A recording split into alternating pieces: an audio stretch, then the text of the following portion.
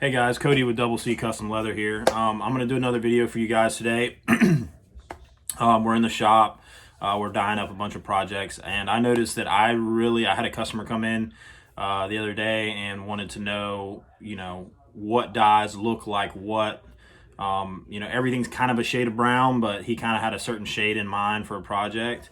And I didn't have a color palette for him to choose from. I did one a long time ago when I first started. With some of the old dyes I used to use, and now that I pretty much exclusively use Fibiengs Pro Dye, I haven't made a new color palette. So I'm going to make a color palette today, and I'm going to show you guys how I dye when I'm just doing a solid color, and we're going to make some color swatches, and it'll kind of give you guys an idea as to if you're only going to buy one or two dyes, which ones you want to buy and how the colors typically turn out. I usually do 4 coats when I'm doing a holster, because a holster is a pretty big surface area a lot of times. So to get it smooth and to get it to where there's no lighter or darker colored areas, no splotching, I have to do 4 coats.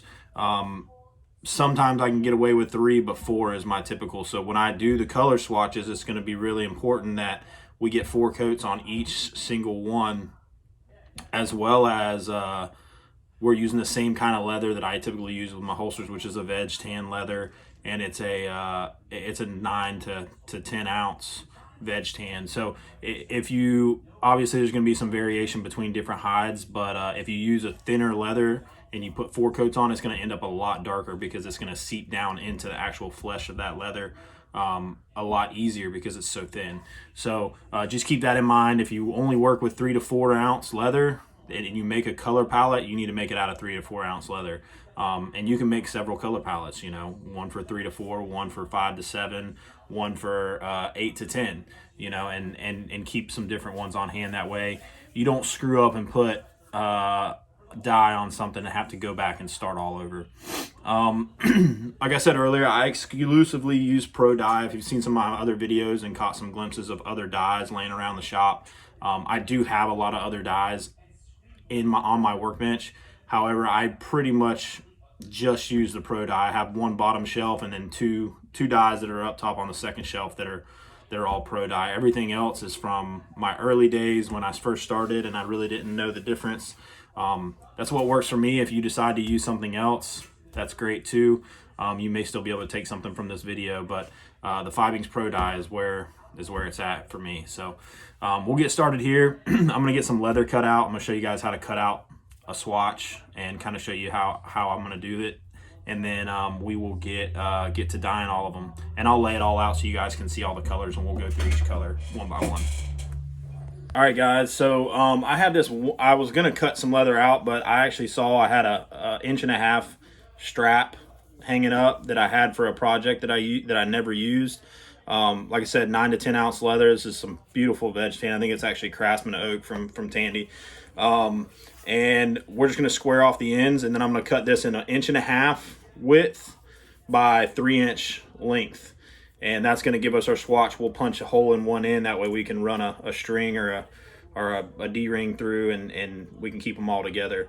But that's essentially what we're gonna be using. And you'll see this leather does have some marks on it, but it's pretty clean otherwise.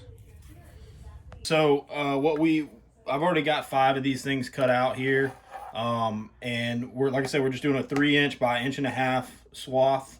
And if you have one of these cutting boards, each one of these squares is a square inch, so you just put it on the line, 1, 2, 3 squares, that's 3 inches. You can take and then that's how you get your square cut. So you can take your ruler, cut right next to it.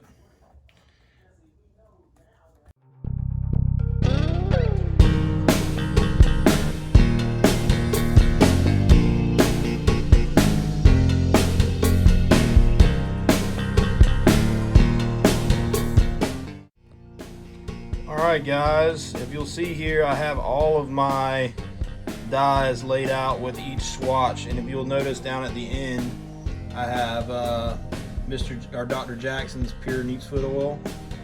That's what I like to use, and I'm going to do that as a control, and also give me a swath of that color. I'm going to go ahead and turn all these over and write on the back which is which, and then we'll get to dyeing each one. All right, guys, on the back side I have everything written. I'm gonna go through each dye one by one and let you guys know what it is. This first one's chocolate. It's a really dark brown, really deep, rich color. I really like that one. Light brown is one that we use a lot in the shop. It comes out to like just a kind of a medium brown after 4 coats. Spanish brown. Typically, I want to say that one comes out a little bit more tan. This is the reason I'm doing all this, is because it's hard for me to even keep track of them. Show brown is one of my favorites. Show brown is a darker brown, really deep, rich color. I use that a lot on the edges of projects. Mahogany is also a beautiful color. When I airbrush stuff, I typically will use mahogany with an outside show brown and then sometimes a black on the edge, and it pops. English bridal is also a little bit more of a tan color. Beautiful color as well. Dark brown we use a ton of in the shop, as well as golden brown. Those are probably my 2 favorite. If I'm going to dye something solid, those are typically the way I do it. Saddle tan. I don't use this that often, but it's also a very good kind of in the middle color. When we get all these done, you'll see some of them are so close, it's really hard to make a decision on which one you like more. Black is actually my most used dye in the shop. There's a lot of people that just really like black leather. And then we have pure neatsfoot oil. You guys will see that kind of just darkens up the natural color of the leather. The first one we're going to do is this chocolate color. Really important to shake up your dye. That kind of helps some of the pigment get dispersed. If you don't, you'll notice you'll get some splotchiness. I'm going to be using just a wool dauber. That's how I dye 90% of my projects. Wool dauber. And we're going to do 4 coats.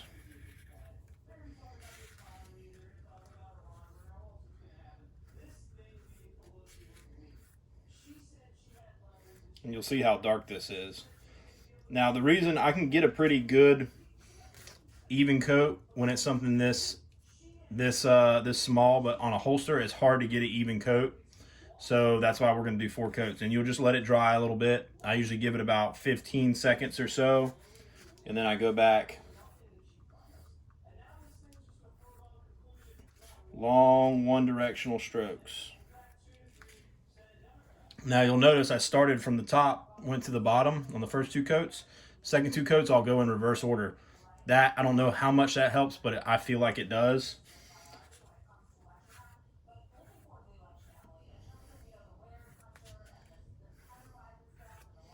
You'll see it's not getting much darker. After that second coat, it doesn't get much darker. It just gets more clean looking. It gets more dispersed evenly, and you don't have as many splotches or light colored patches.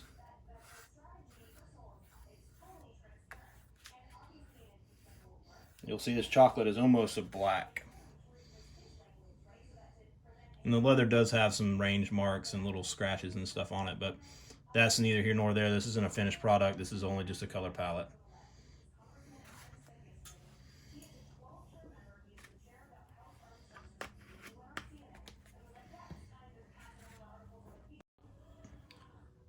All right, this one's light brown. We're not going to do every single one of these on film, just because it would be a 30-minute long video. So I'm gonna go ahead and put 4 coats on all these dyes, and then we'll come back and show you how they dry.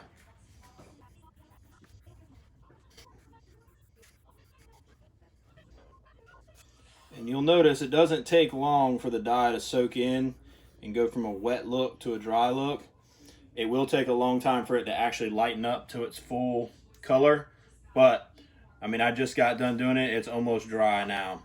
So, but you do want to let it sit approximately 24 hours before you do anything.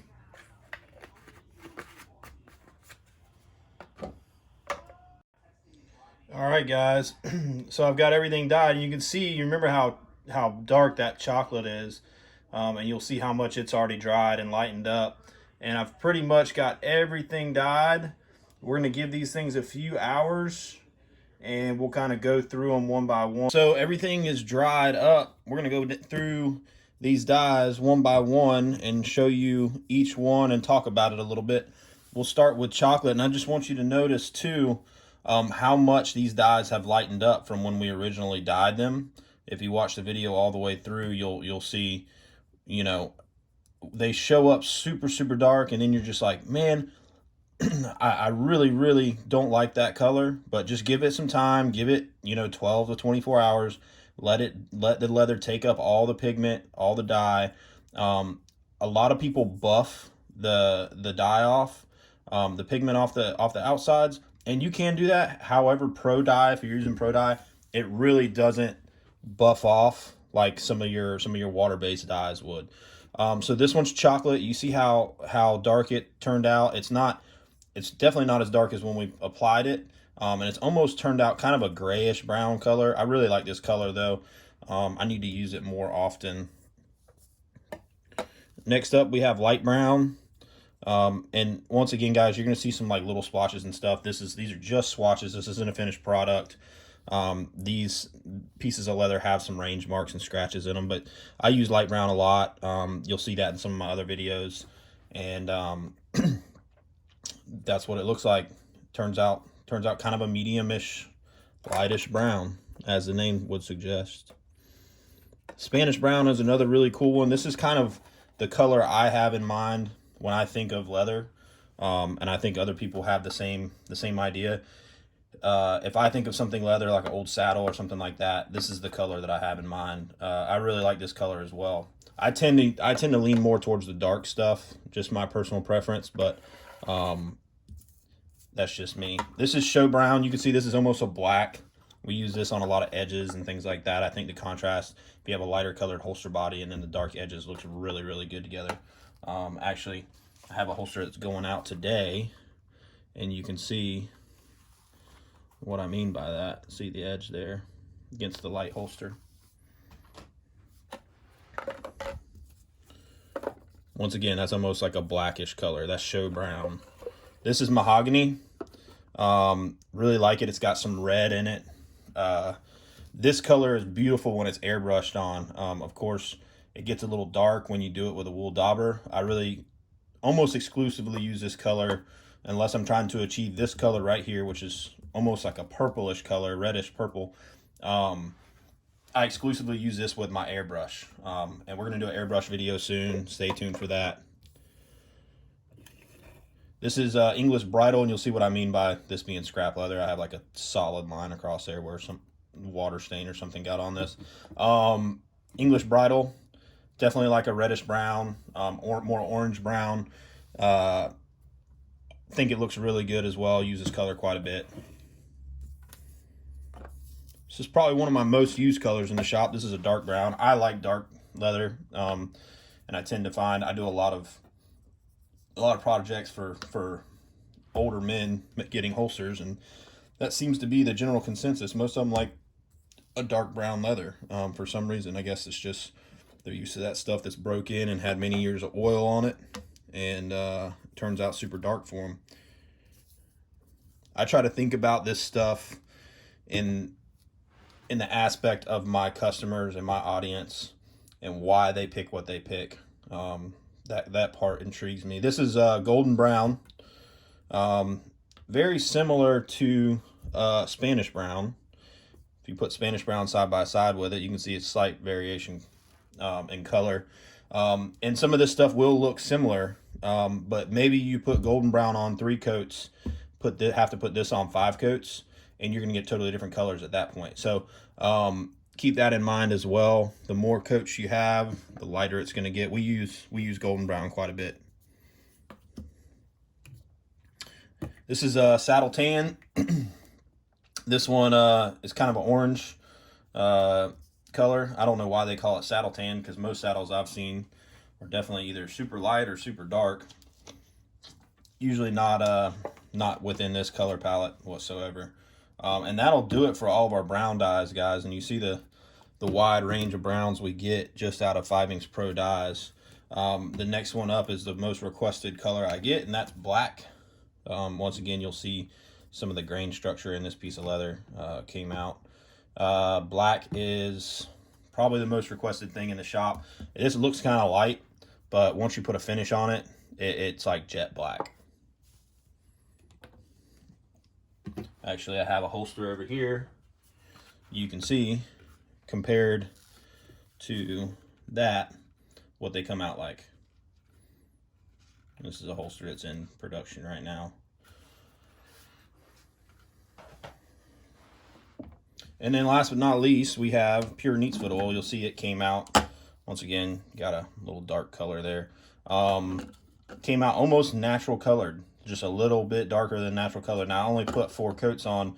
If you put more than 4 in between coats, this is gonna darken up. Also, the thing about having oil on your leather, if you use olive oil or neatsfoot oil, any kind of oil you use, you're gonna get the holster will naturally accept oils from your hands, oils from the outside world, and it's going to get darker.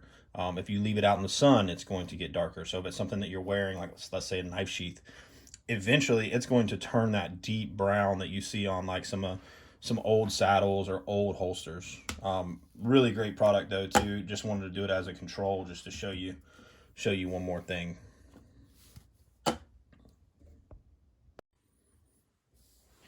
All right, so the only thing left to do is we're gonna punch some holes in this thing.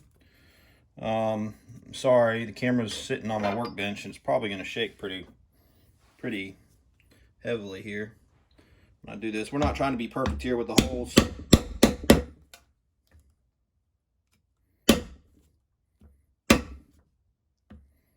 Man, that thing just did not want to go through. So we're gonna put a hole in each one of these like this, and then we'll run a string through them. And then that way, oh, be careful you don't punch out your word on the back. And we're going to put a string through them, and that way we'll have something to flip through if we ever have a customer that wants to see some different colors.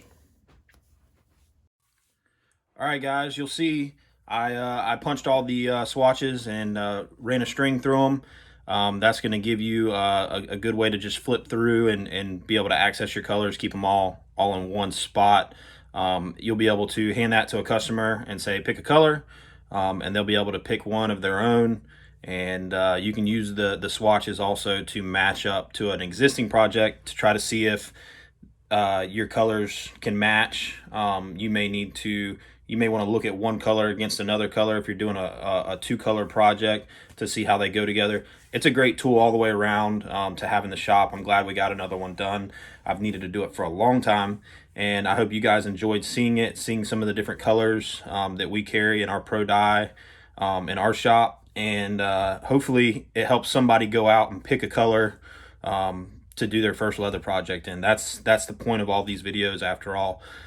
If you guys want to see another dye video, I'll link one right here, and I'll put a subscribe button here. You guys make sure to subscribe, make sure to like the videos, comment if you have any questions.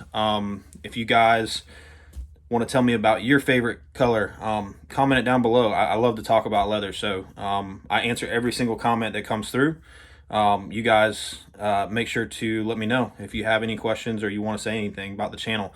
We'll put some links down below as well to access some of this stuff, and if you want to buy any of these dyes, you can use the links below. That also helps support the channel. Make sure to check us out on social media, Instagram, Facebook. If you search Double C Custom Leather, you'll find us there. So until next time, guys, y'all have a good one.